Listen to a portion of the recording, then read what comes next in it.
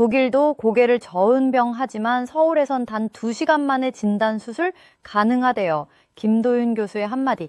한국에선 불가능이 아닙니다. 그리고 기적은 시작됐습니다. 그러면 사연 시작하기 전에 1초면 되는 구독, 좋아요, 알림, 댓글 부탁드리겠습니다. 내 눈에 비친 마지막 풍경은 한국이었어요.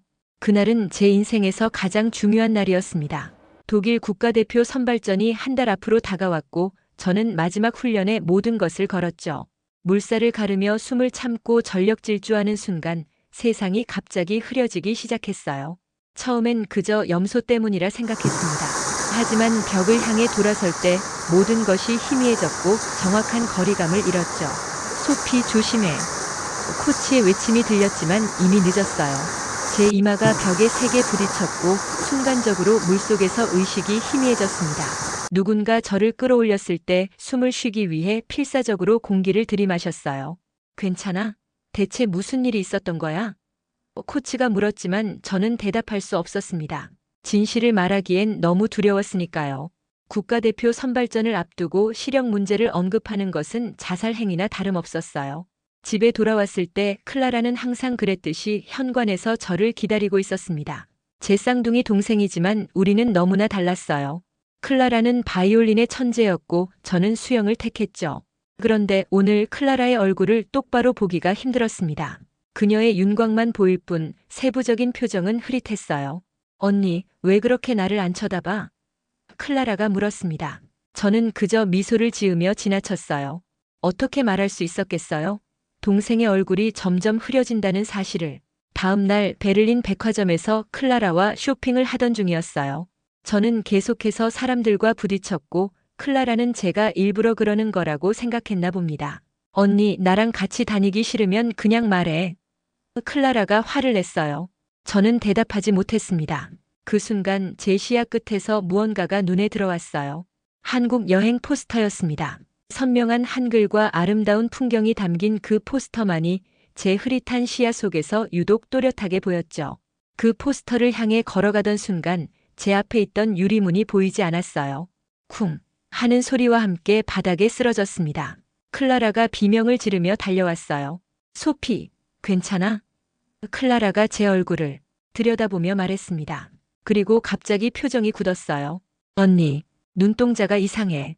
독일 대학병원의 차가운 진료실에 앉아 있는 동안 저는 그저 진실이 아니기를 바랐습니다. 의사가 검사 결과지를 들고 들어왔을 때 그의 표정만으로도 좋은 소식이 아니라는 것을 알 수 있었어요. 진행성 젊은 황반변성입니다. 의사의 말이 제 귓가에 울렸어요. 매우 희귀한 케이스지만 안타깝게도 치료법이 없습니다. 6개월 안에 시력의 90%를 잃을 것으로 예상됩니다. 어머니는 자리에서 벌떡 일어났습니다. 당신이 할 수 있는 게 정말 없단 말인가요? 독일에서도요? 어머니의 목소리에는 분노와 절망이 가득했어요. 의사는 그저 고개를 저었습니다. 집으로 돌아오는 차 안에서 저는 창밖을 내다보며 생각했어요. 이제 곧 이 모든 풍경을 볼 수 없게 되겠구나. 눈물이 흘러내렸지만 소리내어 울지는 않았습니다. 옆에 앉은 클라라에게 보여주고 싶지 않았어요. 그날 밤 몰래 제 방에 들어온 클라라를 발견했습니다. 손에는 제 진단서를 들고 있었고 얼굴은 눈물로 범벅이 되어 있었어요. 왜 말하지 않았어? 클라라가 속삭였습니다. 내가 언니를 오해했어. 너무 미안해. 저는 침대에 앉아 동생을 안았어요. 클라라, 내 얼굴. 흐려지기 전에 오래 기억하고 싶어. 제 목소리가 떨렸습니다. 우리가 꿈꿔왔던 그 여행 기억나? 한국만은 꼭 가고 싶어. 클라라는 노트북을 열고 우리가 함께 찍었던 영상을 틀었어요.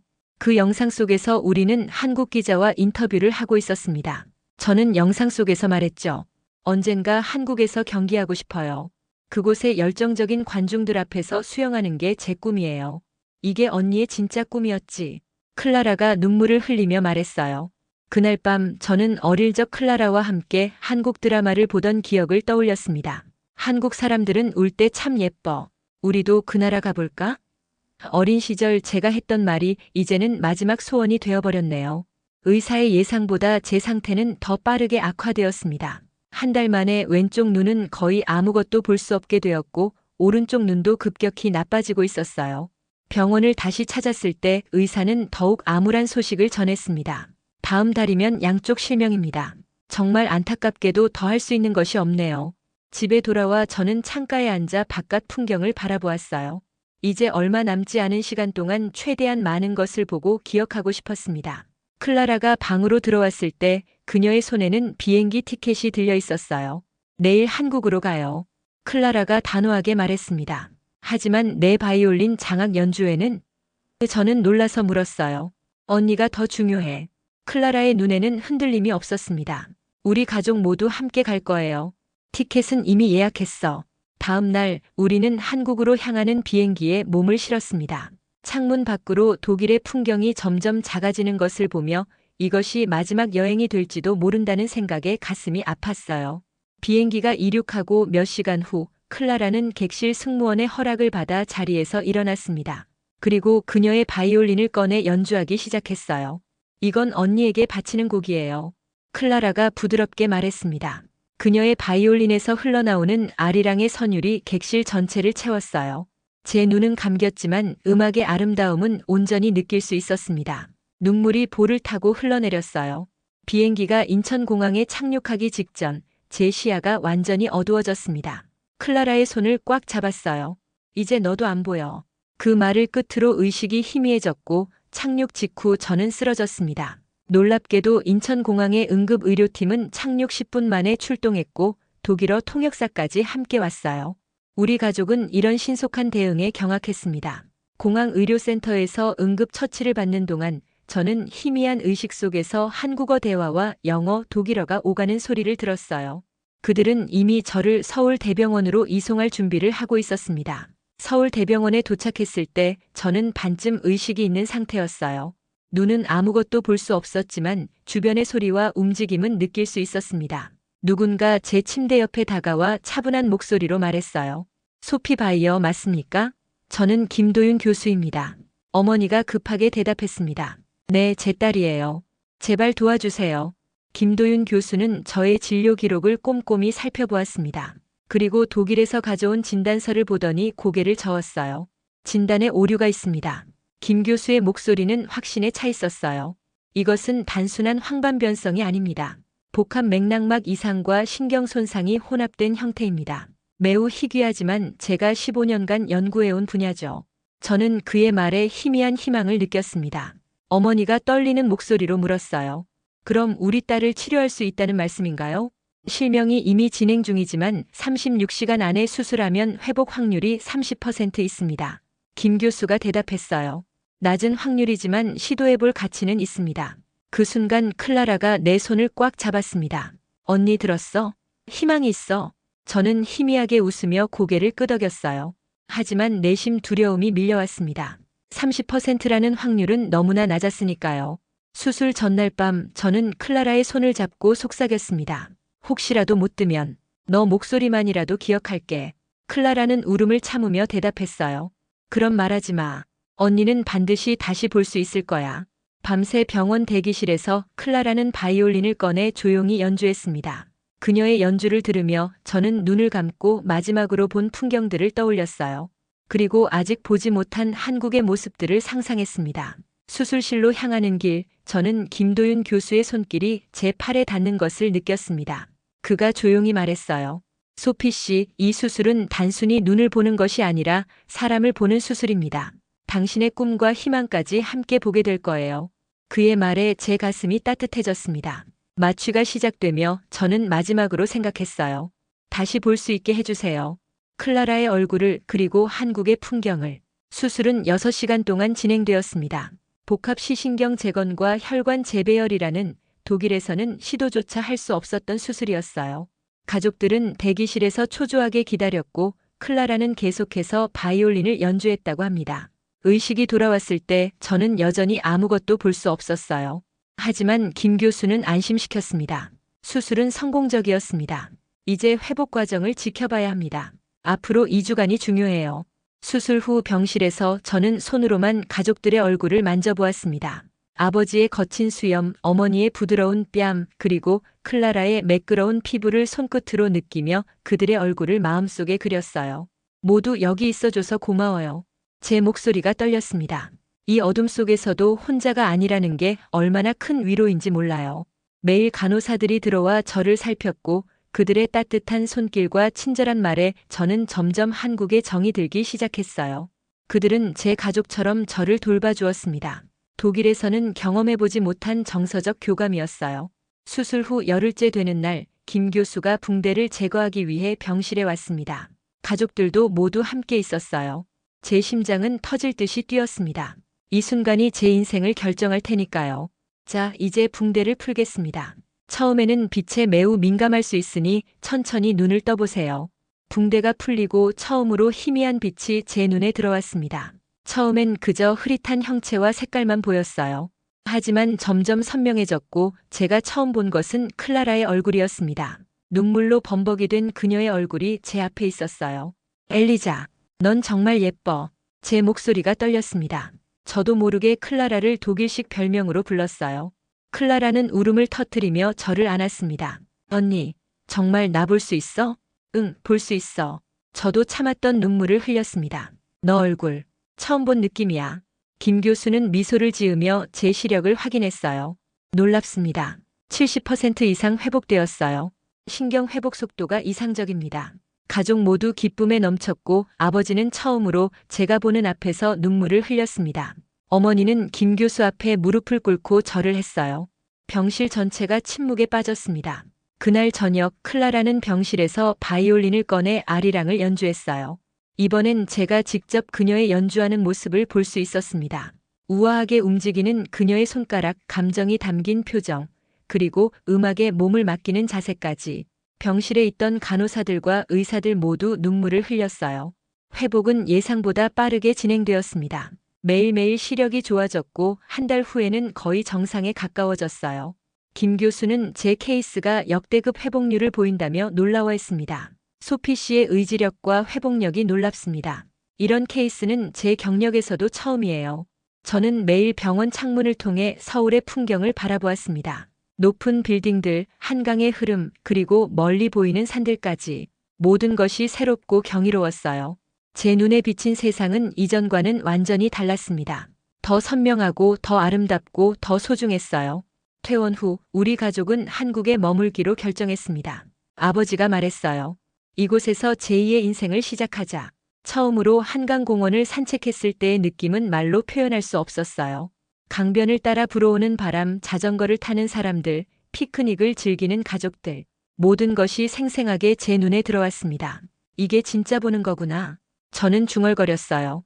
클라라가 웃으며 물었습니다. 뭐가 가장 예뻐? 다 예뻐. 저는 진심으로 대답했어요. 하지만 가장 예쁜 건 사람들의 웃는 모습이야. 우리는 경복궁을 방문했고 한복을 입고 사진을 찍었습니다. 제 생애 처음으로 진정한 웃음을 담은 사진이었어요. 이게 내 첫 진짜 웃는 사진이야. 저는 셀카를 보며 클라라에게 말했습니다. 명동에서 처음 떡볶이를 맛보았을 때 그 매콤한 맛에 눈물이 났지만 계속 먹었어요. 한국의 맛, 향, 소리, 풍경 모두가 제 감각을 깨웠습니다. 어머니는 전통시장에서 물건을 고르며 말했어요.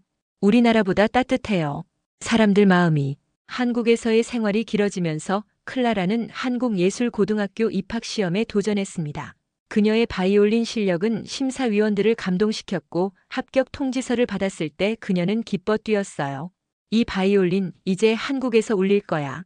클라라가 말했습니다. 저도 용기를 내어 서울 스포츠고등학교 수영특기생 시험에 응시했어요. 김 교수는 제 눈이 완전히 회복되었다고 확인해 주었고 저는 다시 물속으로 뛰어들 수 있었습니다. 테스트 날 코치들이 제 기록을 보고 놀라워했어요. 독일 국가대표 후보생의 실력이 이 정도였군요. 인상적입니다. 합격 소식을 들었을 때 저는 수영장 가장자리에 앉아 울었습니다. 한때는 영원히 잃어버릴 뻔했던 꿈이 이제 다시 제 앞에 있었으니까요. 이번엔 내가 다시 뛰어볼래. 저는 결심했어요. 1년이 지난 후 저는 서울 명문대 수영 장학생으로 입학했고 클라라는 한국예고를 수석으로 졸업했습니다. 우리의 이야기는 독일에서도 알려졌고 방송국에서 인터뷰 요청이 왔어요. 하지만 우리는 거절했습니다. 우리는 이제 한국의 빚을 갚을 차례야. 클라라가 말했어요. 그래서 우리는 주말마다 시각장애인 시설에서 봉사활동을 시작했습니다. 저는 수영을 가르쳤고 클라라는 음악교실을 열었어요. 저와 비슷한 경험을 하는 사람들에게 희망을 주고 싶었습니다. 김도윤 교수는 여전히 정기적으로 제 시력을 체크했어요. 90% 이상 회복되었습니다. 의학적으로는 기적이라고 해야겠네요. 제 수영 실력은 날로 향상되었고 대한민국 대표팀의 관심을 받기 시작했습니다. 코치가 어느 날 저에게 말했어요. 이번 아시안 게임에 출전해보지 않겠어요? 그 말을 들었을 때 저는 믿을 수 없었습니다. 한때 모든 것을 잃을 뻔했던 제가 이제는 더 큰 꿈을 향해 나아가고 있었으니까요. 어느 날 독일 방송국에서 우리 자매의 이야기를 다큐멘터리로 만들고 싶다는 제안이 왔습니다. 처음엔 망설였지만 우리의 경험이 다른 이들에게 희망을 줄 수 있다면 좋겠다고 생각했어요. 다큐멘터리의 마지막 장면에서 클라라와 저는 한국어로 메시지를 전했습니다. 빛을 잃었을 때 한국은 우리에게 두 번째 눈이 되어 주었습니다. 이제 우리는 그 빚을 갚기 위해 여기서 새로운 삶을 살고 있어요. 포기하지 마세요. 어둠 속에서도 항상 빛은 존재합니다. 이제 저는 매일 아침 서울의 아침 햇살을 맞으며 생각합니다. 제 눈에 비친 마지막 풍경이 될 뻔했던 것은 한국이었어요. 하지만 이제 그것은 제 새로운 시작의 풍경이 되었습니다. 가끔은 꿈이라고 느껴질 때도 있지만 제 눈에 비치는 모든 것들이 현실임을 알아요. 한국은 저에게 단순히 시력을 돌려준 것이 아닙니다. 새로운 꿈과 희망과 그리고 무엇보다 삶의 의미를 돌려주었어요. 지금도 가끔 거울을 보며 생제 시도 클로드가 메시지 길이 제안에 도달하여 응답을 일시 중지했습니다. 계속하기를 입력하시면 대화를 이어갈 수 있습니다. 계속 편집 챕터 8 새로운 시작 이어서 한국은 저에게 단순히 시력을 돌려준 것이 아닙니다. 새로운 꿈과 희망과 그리고 무엇보다 삶의 의미를 돌려주었어요. 지금도 가끔 거울을 보며 생각합니다. 이 눈으로 다시 세상을 볼 수 있다는 게 기적이구나. 아시안게임 국가대표 선발전에 참가하던 날, 저는 김도윤 교수님을 관중석에서 발견했어요. 그분이 없었다면 지금의 제가 없었을 테니까요. 출발대에 선 순간 머릿속으로 지난 2년간의 여정이 빠르게 스쳐 지나갔습니다. 어둠 속에서 빛을 찾아가는 여정이었죠. 준비. 심판의 목소리가 들렸습니다. 저는 깊게 숨을 들이마셨어요. 차렷. 모든 소리가 멀어지는 듯 했습니다. 그리고 출발 신호가 울리자 저는 물속으로 뛰어들었어요. 물을 가르며 나아가는 순간 모든 것이 선명했습니다. 더 이상 흐릿하지 않았어요. 제 인생에서 가장 완벽한 레이스였습니다. 결승선을 통과했을 때 전광판을 올려다보았어요. 제 이름 옆에 1위라는 글자가 빛나고 있었습니다. 관중석에서 클라라가 환호하는 모습이 보였고 그 옆에는 우리 부모님과 김 교수님이 자리하고 있었어요. 이제 저는 한국 대표로 국제대회에 출전하게 되었습니다. 돌이켜보면 정말 믿기지 않는 여정이었어요. 실명 위기에서 국가대표가 되기까지 그 과정에서 제 삶은 완전히 바뀌었습니다. 한국 국가대표 수영복을 처음 입어보던 날 클라라가 저에게 물었어요. 후회하지 않아? 독일이 아닌 한국을 선택한 것.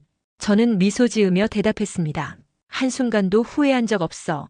이곳은 내게 두 번째 고향이자 두 번째 생명을 준 곳이니까. 우리는 이제 서울의 작은 아파트에 정착했고 부모님도 한국 생활에 완전히 적응했어요. 아버지는 독일 회사의 한국 지사로 이직했고 어머니는 한국어를 공부하며 독일어 교사로 일하기 시작했습니다. 가끔은 독일 친구들이 우리 이야기를 듣고 방문하기도 해요. 그들은 항상 물어봅니다. 정말 한국에서 영원히 살 생각이니? 그 질문에 저는 항상 같은 대답을 합니다. 내 눈에 비친 마지막 풍경이 한국이었어요. 그리고 이제는 내 새 인생의 첫 풍경도 한국입니다. 이보다 더 확실한 답은 없죠. 김도윤 교수님과는 여전히 가족처럼 지내고 있어요. 그분은 저의 매 경기를 찾아와 응원해 주십니다. 언젠가 국제대회에서 금메달을 따면 가장 먼저 그분께 드리고 싶다고 생각해요. 의학적 기적을 넘어 한 인간으로서 저에게 희망을 주신 분이니까요. 클라라는 이제 유명한 바이올리니스트가 되었고 한국 오케스트라와 함께 세계 투어를 다니기 시작했습니다. 그녀가 무대에 오를 때마다 저는 가장 앞자리에서 그녀의 연주를 감상합니다. 그리고 생각해요. 우리가 얼마나 멀리 왔는지. 독일 방송에 출연했을 때 진행자가 물었습니다. 소피 씨, 시력을 잃을 뻔했던 그 경험이 당신의 삶을 어떻게 바꾸었나요? 저는 잠시 생각하다 대답했어요. 제가 보는 방식을 바꿨습니다. 이제 저는 그저 눈으로만 보는 것이 아니라 마음으로 봅니다. 한국이 저에게 가르쳐준 가장 소중한 교훈이죠. 오늘도 저는 한강변을 달리며 아침을 시작합니다.